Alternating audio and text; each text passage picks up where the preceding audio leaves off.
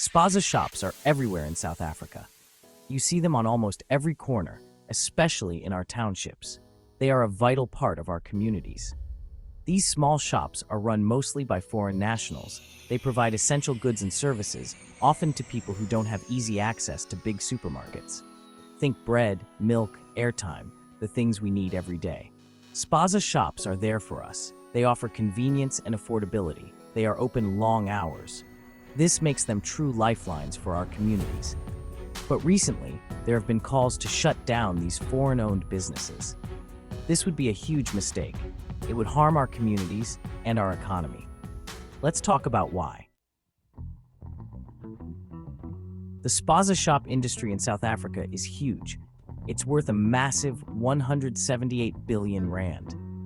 This shows how important these small businesses are to our economy.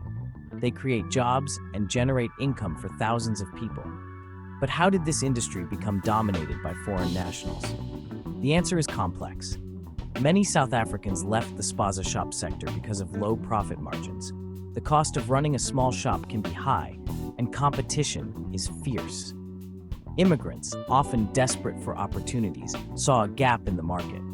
They were willing to work long hours for little profit. They brought with them entrepreneurial spirit and a strong work ethic. This allowed them to succeed where others had struggled. Spaza shops offer a lifeline to many communities, especially in townships and rural areas. They provide essential goods and services within walking distance for many people. Imagine having to take a taxi just to buy bread. These shops are also a source of income for many families. They create jobs and support local economies. The low startup costs make them one of the few accessible business opportunities for many. But the benefits go beyond economics. Spaza shops also build community.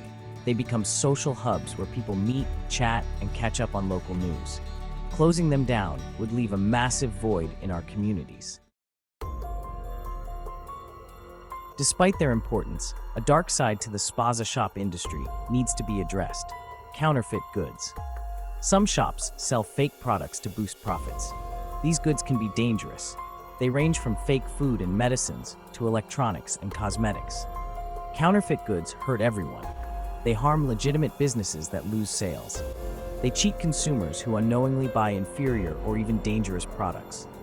They also rob the government of much-needed tax revenue. This issue needs urgent attention.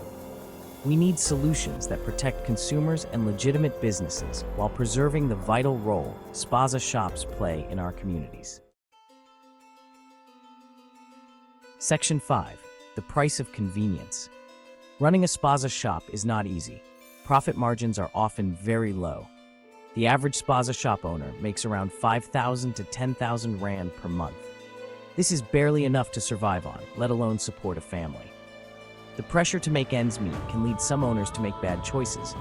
Selling counterfeit goods might seem like an easy way to boost profits, but it's a dangerous gamble that puts lives at risk. We need to understand the pressures these entrepreneurs face.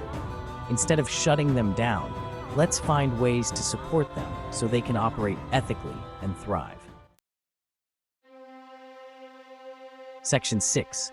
Tragedy strikes: the real cost of counterfeit goods. The consequences of selling counterfeit goods can be devastating. In 2023, several people died in Gauteng after consuming counterfeit alcohol.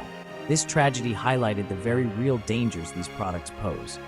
Poor regulation and a lack of enforcement allow counterfeit goods to flood the market. This puts consumers at risk, especially those who can't afford to shop elsewhere. It's a ticking time bomb. We need action, not just words. We need to protect our communities from these harmful products. Lives are at stake. Section 7. Where are the regulators? The fight against counterfeit goods requires a multi-pronged approach. Local municipalities and health inspectors need to step up their game. They need to conduct regular inspections of spaza shops to ensure they comply with regulations. This means checking for proper licenses, ensuring food storage meets safety standards, and verifying the authenticity of products sold. These inspections should be thorough and conducted regularly, but enforcement alone is not enough. We need to empower consumers to make informed choices and report suspicious activities. Section 8. Be a smart shopper. Fight back against fakes. As consumers, we have a role to play in the fight against counterfeit goods. We need to be vigilant and know how to spot fakes. Look for discrepancies in packaging, logos, or labels. If a price seems too good to be true, it probably is. Don't be afraid to ask questions. If you suspect a product is counterfeit, report it to the authorities. Your actions could save lives. Remember, knowledge is power. The more informed we are as consumers, the better equipped we'll be to protect ourselves and our communities. Section 9. Tech to the rescue. How QR codes can save the day. Technology can be a powerful ally in the fight against counterfeit goods. Take, for example, Coca-Cola. They have started using QR codes on their products. These codes allow consumers to verify the product's authenticity using their smartphones. This is a fantastic initiative that other brands should emulate. Imagine a future where every product can be instantly verified by consumers. This would make it much harder for counterfeiters to operate.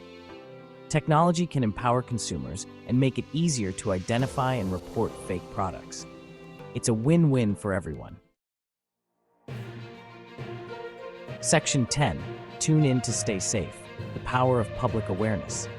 The government has a crucial role to play in raising awareness about counterfeit goods. Public awareness campaigns on TV and radio can educate consumers about the dangers of these products and teach them how to spot fakes.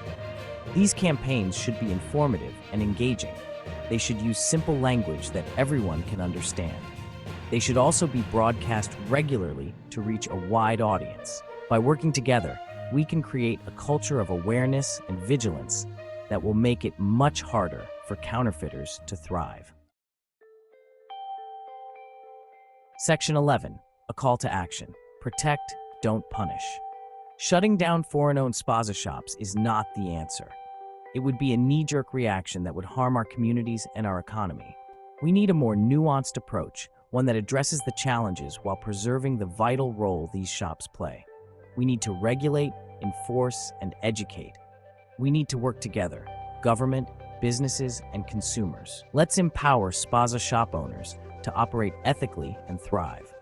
Let's not forget that 40% of food spending in South Africa happens in spaza shops, and for 80% of the population, these shops are their primary source of essential goods. Not punish them. Let's work together to create a safer and more prosperous future for everyone.